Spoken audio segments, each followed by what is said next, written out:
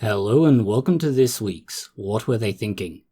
Amongst this week's news items, we have the release of the Kraken, or at least the release of the newest name for COVID-19's variant, that of course being Kraken. The sudden and significant increase in paediatric flu-related deaths, the claims that COVID-19 vaccines increase the risk of cancer, actual evidence and research into cancer that isn't batshit insane, creation of lab-grown retinas that could help restore vision to those who are blind due to loss of functional retinas, bizarre insect news, and Russia's rescue of cosmonauts stuck in space. The timestamps for these and other news items can be found in the description box below. Starting with the release of the Kraken, and this is the newest variant of COVID-19, otherwise known as XB1.5. Yeah, Kraken's a much catchier name. Unfortunately, it also comes on the 3rd anniversary or thereabouts of the outbreak of the pandemic as we know it. The Kraken is following exactly the same course of action as with just about all other coronaviruses, and it really is increasingly just seen as another coronavirus, much like the annual influenza or the common cold. The downside is that COVID is somewhat more insidious, let's say, and this is why Kraken should be paid attention to. Much like its predecessor, Delta variant, from which it's an offshoot, this is a much more virulent strain. For example, in Singapore, there were cases on the 9th of October hovering around the 4,700 case mark. On the 10th of October, it was 11,700, more than a doubling. And that's a concern. If it's that virulent, you need to be worried about just how many new cases are going to show up. The upside is that, like the Delta variant from which it came, this is not as dangerous as far as mortality goes, just spreads much better. And that's the problem. If you have a large enough population, there will be vulnerable people in it for one reason or another. The more people who get infected, the more likely one of those individuals is to be one of those infected people. Therefore, they may die. It's a numbers game, and unfortunately, the numbers are not on our side. The second concern is that it does have a small change in the antigen sites we use to generate antibodies for it based on most current vaccines. This means that there is a good chance that it will escape the immune system, or at least have a much more reduced affinity for that reaction to occur. This means what immunity may already exist may not provide the degree of protection that you would expect. Instead, the best case scenario is that you'll have a slightly less serious infection, fundamentally the same sort of phenomena we're seeing with vaccines at the present. Going from the newest variant to other COVID-19 related news, and specifically news on Moderna and their vaccine. Unfortunately, the CEO has approved the increase of the vaccine by 400%. The reality is that although they claim the price increase is consistent with the value, that's not true anymore. Remember that we've just spoken about how the newest variant can avoid much of the immunological system because it's not similar enough to the original strain. Moderna's claim is that their vaccine still works and therefore is worth the money. It has function and it will provide protection, but that doesn't mean it will continue to provide the same level of protection. It's the same reason why you don't have stockpiles of influenza vaccines from years ago being held onto. They simply don't retain their value over time. Viruses, and particularly coronaviruses, will mutate. Moderna increasing the price from between $26 to between $110 and $130 per dose is significant and not really justified. The only possible justification would be that they're putting that money into development of newer generations of the same vaccine, in which case there would be zero reason to increase the cost of those vaccines if you're paying for them now. But chances are that Moderna in this case is very much aiming to try and get what they can out of the COVID-19 vaccines while they are still widely popular. It is worth noting that Moderna is not the only company to do this, but Pfizer is looking to achieve the same sort of price increase, and they may face very stiff competition, not just from the government, but from regulators. We've already seen the issues to do with somebody either having acquired or owning the rights to particular drugs and significantly increasing them, and how that can end very badly for those companies, and particularly the owners of those companies. But in this case, they're publicly traded, so it's bad for the shareholders. And that might be what just pushes this over the edge and keeps the price where it is. The other thing to consider is that there's no reason why these companies would increase the prices the way they have if some of the more recent anti-vaxxer claims about COVID-19 vaccine boosters were true, and these nutcases are claiming that they cause cancer. To no one's surprise, hopefully, it's people like Joe Mercola and Robert F. Kennedy Jr. They're both supporting the position that the vaccines, or at least the boosters, are increasing the prevalence of cancer, and this doesn't make sense. One of the tweets from Robert F. Kennedy Jr. demonstrates that they really have no idea what they're talking about. They make the claim that the spike protein used stops 90% of the DNA repair possible in lymphocytes, which are white blood cells, since they don't seem to know that, and this leads to things like increased infection, chronic disease, and cancer. No, that's not how this works. The immune system cannot get into cells to stop DNA processes, so this is the first and most obvious dumb thing they have said. You can get things like, say, chemo drugs that do have that effect, but they are able to get into the cell and have that effect. They can pass through the membrane. Lymphocytes, which are your immunological cells, can't do that. They can inject things like enzymes and similar into cells and destroy them, but again, this doesn't stop DNA repair. It destroys cells. So, no, none of this makes sense.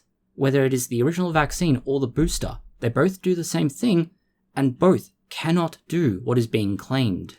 The next, and perhaps most big issue with this, is that cancer is a specific form of tumour. Tumours are simply uncontrolled growth. Cancer is uncontrolled growth that is malignant. If you had an increase in tumours, okay, that's a universal issue, and you actually want that to some extent. Cells need to replicate. The reason we don't observe cancer for a very long time after it can be started is that those cells remain functional. They don't just suddenly go bang and appear out of nowhere. They tend to be much slower and more insidious. Think about how long it takes for a smoker to develop lung cancer. It doesn't occur in the first couple of years. It tends to take up to 10 years to show. And that's the issue here. We're not seeing a sudden increase. We're seeing a relatively consistent increase, allowing for the fact that from 2020 to present, there has been a significant shift in the number of people attending hospitals and particularly oncologists to look into whether or not they have cancer. There has been a slight increase from 5.38 individuals in every 1,000 in 2019 to 5.76 individuals in 1,000 in 2022. Now, this is not necessarily a sustained increase, but it has been an increase over the last 2 to 3 years, and that is a big difference here. If we see a sustained increase, then yes, there may be questions, but they're not necessarily explained by the vaccine or vaccine boosters. The other obvious issue with some of the claims coming out can be summarized in this quote from Mercola. The leading causes of death in 2021 were heart disease and cancer, both of which are potential side effects of the COVID-19 jabs. Yes, and heart disease is also a complication of obesity, something that America is rather famous for. Stressful jobs or environments, like for example, being in the middle of a pandemic. There's all sorts of other risks associated with heart disease, and it's all prior to the vaccines.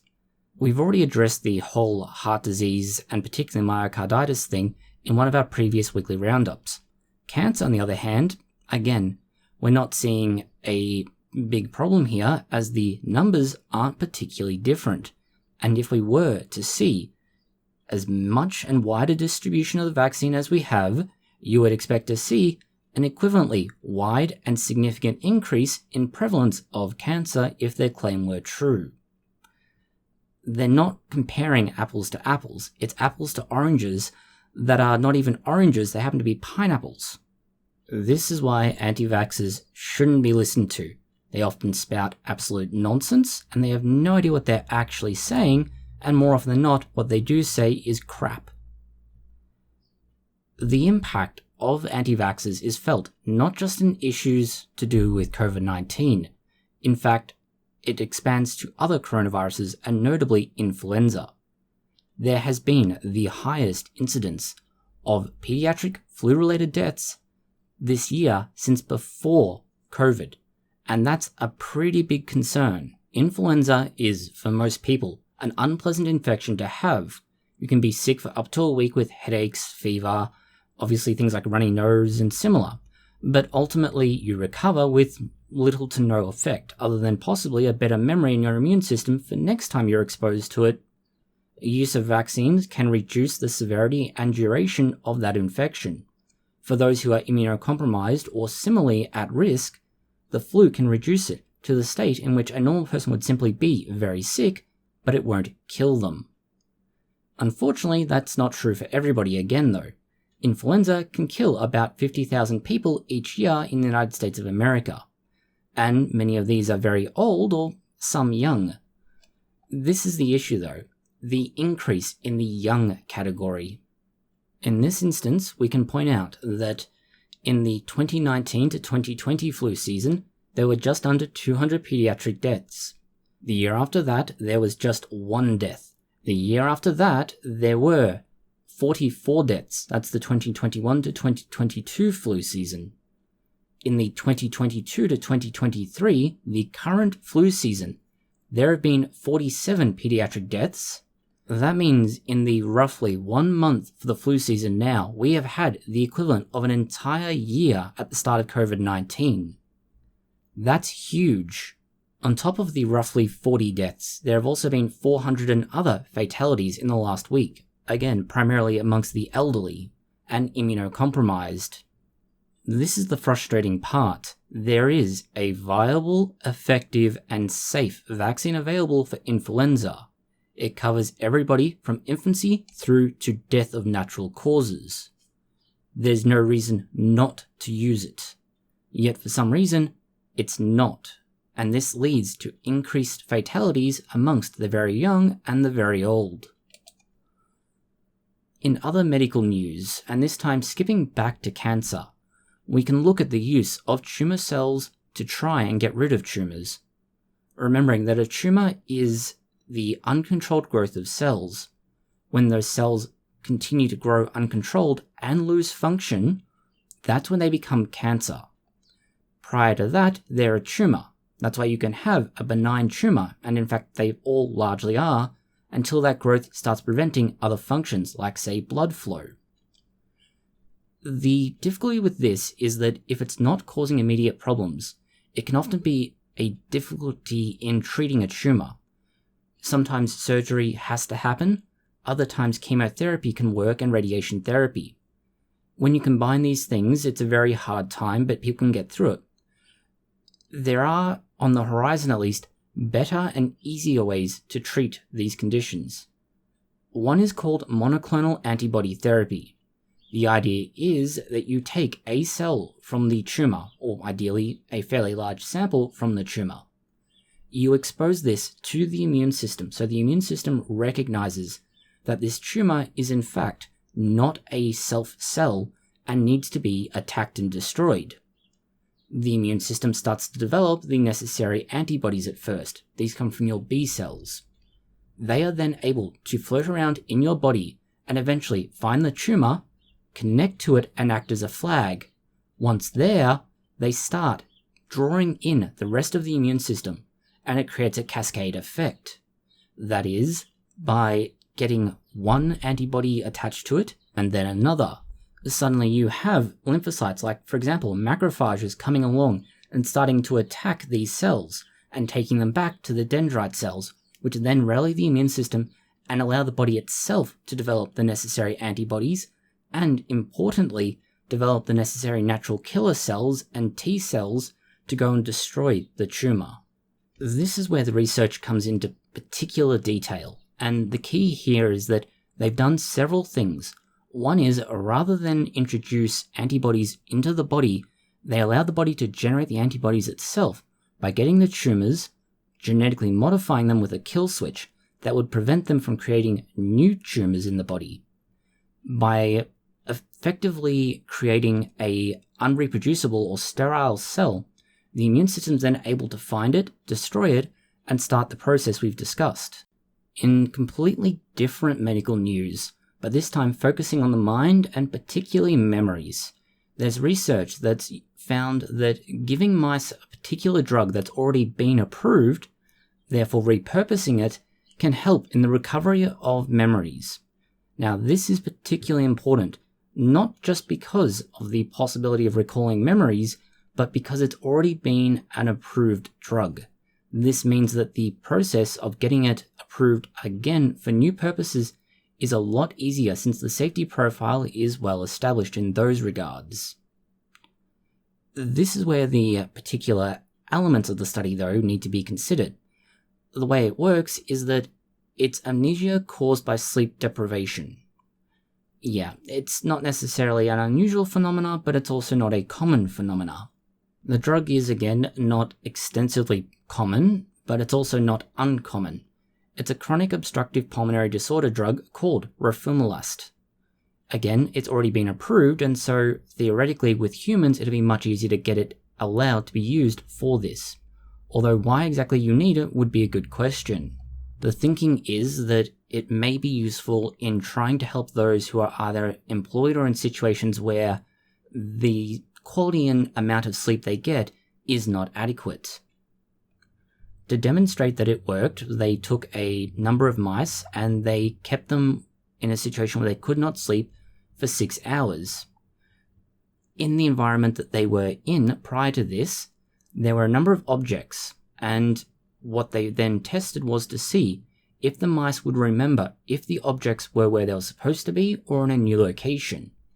This was tested against those who had been given the drug and those who weren't given the drug, as any good standard study would. Unlike something like, say, truth serum, where it's demonstrated to be basically effective right away, this isn't a administer and have an effect kind of drug. It does take 5 days for the effects to begin showing, and so it's something that may have to be considered, for example, individuals in situations where they may not have sleep, such as those who are in significant physical discomfort, or in environments where they need to be aware of what's happening, such as, say, soldiers. In news that's not quite so military in nature, we have development of a lab-grown retina. The retina is needed for humans to be able to see, and the good news is that this is creeping ever closer to a clinical trial. Retina is the part of the eye that is responsible for being able to take light and turn it into a signal the brain can understand. Without this, you don't have eyesight, plain and simple. There have been attempts in other ways to develop, say, prostheses that act as a go-between, but they're not the original part and they do have their own difficulties. Second to that is that they're nowhere near as close to a clinical trial. The difference in this study from others is that they developed the necessary cells as an organoid, but then they broke up the cluster of cells to try and separate them into individual cells. This is what would let them introduce them into the eye where they could then take up their role. Other studies have used them as a single, consistent and functional organoid. What they found was that by setting them up with all the necessary materials, they could implant themselves and then connect to all the required junctions, which are the part of the neuron responsible for sending the signal back into the brain. It is worth noting that the researchers found the cells that were generated, for the most part, were the rods and cones, and these are the sorts of cells that are lost when you have things like macular degeneration. So there is a very clear, marketable opportunity where this could be useful. Another common disorder which is treated using this sort of approach would be something like glaucoma.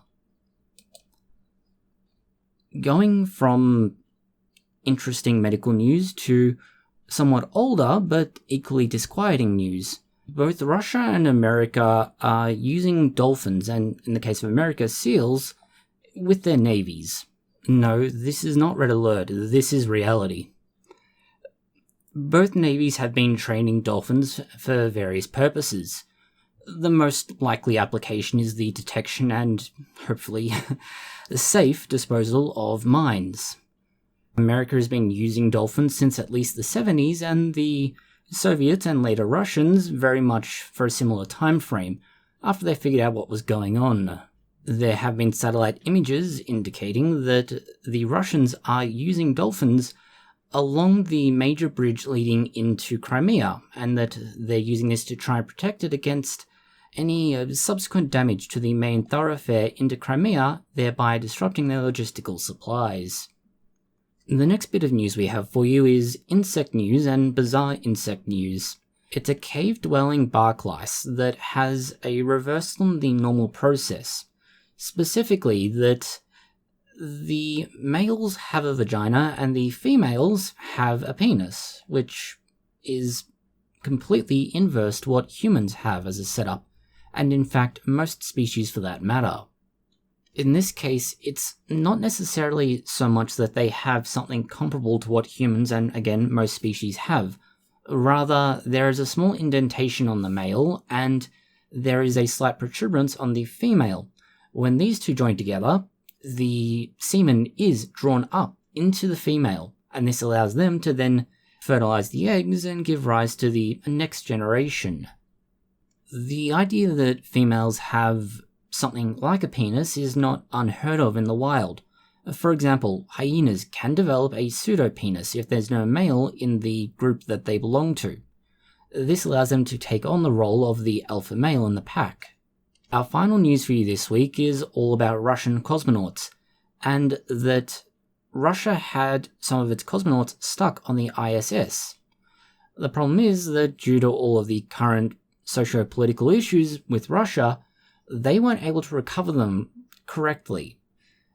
They've now managed to solve that issue, and the 3 cosmonauts will be returning home. The big issue, other than the political shitshow that is Russia at the minute, is that their vehicle, which would return them to Earth, was damaged, and it only takes a small thing in space to ruin everything. It is nice to see that despite the rest of Russia's screw-ups at the moment, that they are at least able to get cooperation with regards to scientific progress, and in this case, not necessarily the rescue of, but at least the recovery of cosmonauts. This is not, however, being done by NASA itself, so to say. Rather, they're providing the facilities and they're launching a replacement Soyuz spacecraft. This spacecraft will not be manned. This will allow them to replace the current vehicle that has been damaged. It's anticipated that they should return back to Earth somewhere around the 20th of February. That's all the news we have for you this week. Thank you for watching. If you have found it interesting, consider liking, sharing, and subscribing. Please post any comments, questions, or suggestions you have below.